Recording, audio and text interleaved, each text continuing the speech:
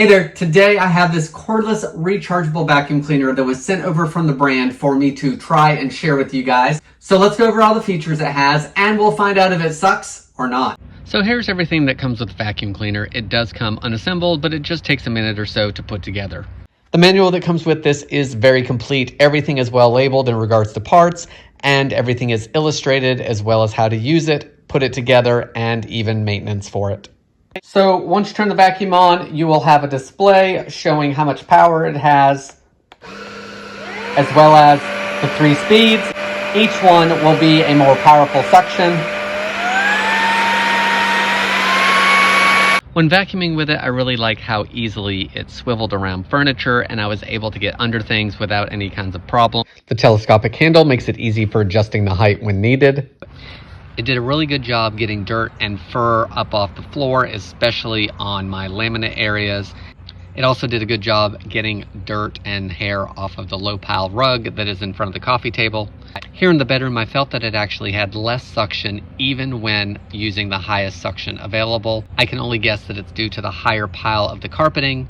While I think it did an okay job on this carpet, I do think it did much better on the low pile rug as well as the floor. Probably my favorite way to vacuum is in the dark because I really do like that onboard lighting so I can see all the fur and dirt and pick it up easily. Emptying the dust compartment is super easy. There's one lever that you press and then everything dumps out into the trash can. Checking the HEPA filters is just as simple. There's one on either side of the vacuum and the manual is great about showing how to remove those, put them back, as well as how to clean them. After using this, I really do feel that it is a good product. I love how lightweight it is. It's easy to get out, and because I can keep the battery charged, I don't have to worry about where I'm plugging it in, and it's a good way to do some spot cleaning on a regular basis. I do feel that this works best on flooring, as well as low pile carpets and rugs.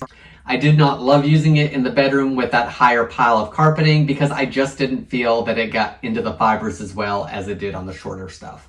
With an empty battery, it's going to take about 4 hours to charge, so it's ready to go for next time. Up to 70 minutes per full charge of battery is really good because I can vacuum multiple times, especially when using a lower suction, because that's where I'm going to get the most life out of the battery. If you are looking for a new vacuum cleaner that's easy to use and has easy maintenance, then I hope this video helps you decide on if this is a good product for you.